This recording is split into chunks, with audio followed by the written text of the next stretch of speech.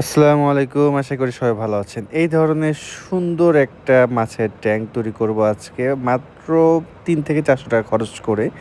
আর ট্যাংকটা আপনারা দেখেন কতটা সুন্দর দেখা যাচ্ছে এবং কতটা সুন্দর হইছে। সো কিভাবে বানালাম চলেন দেখি। অ্যাকুয়ারিয়ামগুলা তৈরি করেছি মূলত ফলের ক্যারেট বা ফলের ঝুড়ি দিয়ে। আপনারা এটা ফলের দোকানে পেয়ে যাবেন। ৳৫০ থেকে ৳১০০ নিবে অফ সিজনে। এখন আমের সিজনে একটু দাম বেশি হতে পারে। প্রথমে ২ টা ফলের ঝুড়ির এক পাশ কেটে নিয়েছি। কেটে দেখেন কিছু ছিদ্র করে নিয়েছি। এই ছিদ্র দিয়ে হচ্ছে ২ টা আমি ফলের ঝুড়িকে জয়েন করব। আমি ট্যাংকগুলো মূলত জয়েন করতেছি কেবল টাই দিয়ে। কেবল টাইয়ের জয়েন্টটা খুব সুন্দর হয়, মজবুত হয়, দীর্ঘদিন থাকে। আপনাদের কাছে যদি কেবল টাইটা না থাকে আপনারা যেকোনো শক্ত তার বা কিছু দিয়ে এটা বেঁধে দিবেন যাতে বাঁধাটা খুব সুন্দর হয়। তো মোটামুটি ৩ টা করে টোটাল ৬ টা ২ পাশে এবং নিচে ৩ টা এভাবে আমি কেবল টাই দিয়ে দিচ্ছি যাতে করে জিনিসটা মজবুত হয়। সো বাঁধার পর দেখেন জিনিসটা কতটা সুন্দর হইছে। ফলের ক্যারেটগুলো একটু পুরাতন, আপনারা একটু নতুন ক্যারেট নিতে পারেন। তো এখন হচ্ছে আসল ম্যাজিক। আমি চাইলে এর উপরেই পলি দিয়ে দিতে পারতাম। বাট জিনিসটাকে একটু সুন্দর করে ফুটায়ে তুলতে আমি ককশিট ব্যবহার করতেছি। এতে করে হবে কি আমাদের পলিটা দীর্ঘদিন টিকবে এবং দেখতে একটা আকর্ষণীয় লুক দেখবে। সো এটা আপনারা অবশ্যই ব্যবহার করবেন। প্রথমে সুন্দর করে ককশিটগুলো মাপ দিয়ে কেটে নিলাম। কেটে এখন সুন্দর করে প্রথমে চারদিকে সেট করে নিয়ে তার উপর যদি আপনারা পলিটা দেন তাহলে কিন্তু আপনাদের দেখবেন যে ট্যাঙ্কটা দেখতে অনেক সুন্দর হবে এবং জিনিসটা পলিটাও দীর্ঘদিন টিকবে। একটা আকর্ষণীয় জিনিস হবে, অন্যরকম দেখাবে আরকি জিনিসটা। তো চারদিকে মাপটা সুন্দর করে নিয়ে কক্সিটা সুন্দর করে কেটে বসিয়ে দিলাম।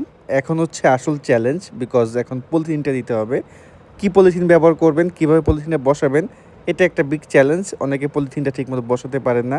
সো এমন সহজভাবে দেখিয়ে দিব যাতে আপনারা ১ মিনিটের মধ্যে পলিটা বসাই দিতে পারেন। এখানে পলি হিসেবে আমি হচ্ছে রেক্সিন পলি যেগুলা টেবিলে বিছায় একটু মোটা পলি ব্যবহার করব। এই পলিটা দীর্ঘদিন যায়। আমাদের নরমাল যে পলি ওটা ব্যবহার করলে অল্পতেই নষ্ট হয়ে যায়। বাট এই পলিটা অনেক দিন টিকে। আমি এর পূর্বে যে হাউসগুলো বানাইছি ২-৩ বছরে এগুলা কোনো নষ্ট হয় না। এটা গজ ৳১০০ থেকে ৳১২০ বিভিন্ন জায়গা অনুপাতে। সো নরমালটার থেকে একটু দাম বেশি বাট একবার যদি আপনি একটু দাম দিয়ে এটা লাগায় নেন অনেক দিন যাবে আরকি। পলিটা সেট করা খুবই সহজ। প্রথমে একদম মাঝ বরাবর ট্যাংকটা রেখে পলিটাকে একদম একুরেটভাবে বসাবেন। বসানোর পর মাঝখানে হচ্ছে পানি দিয়ে দিবেন। ঠিক আছে? এটা হচ্ছে টেকনিক। আপনি পানি দেওয়ার পরে পলিটা খুব সহজে বসাইতে পারবেন। আপনি যদি আগে পলি সেট করে পরে পানি দেন তাহলে দেখবেন পলিটা সেট করতে অনেক কষ্ট হচ্ছে।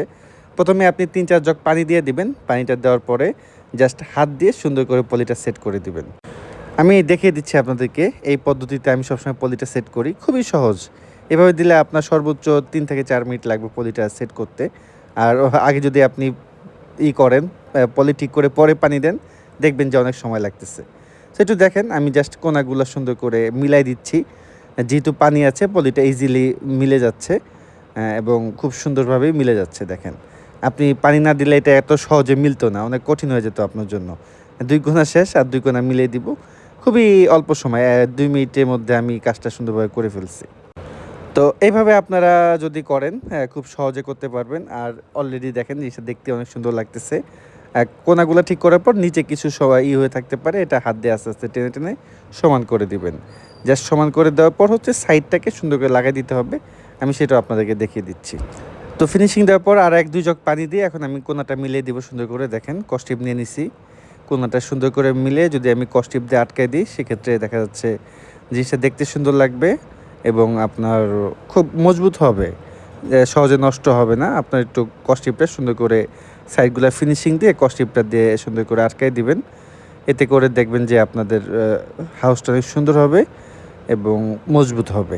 তো আপনারা প্রত্যেকটা ধাপগুলো মনে রাখবেন। কারণ এটা যদি আপনি ফিনিশিংটা সুন্দর না দিতে পারেন, ধাপগুলো যদি মনে রাখতে না পারেন, সেক্ষেত্রে ফাইনালি যেয়ে দেখবেন যে কিছু না কিছু মিস্টেক হয়ে গেলে জিনিসটার সৌন্দর্য যেটা আপনি চাচ্ছেন সেটা ওইভাবে আপনি ফুটিয়ে তুলতে পারবেন না।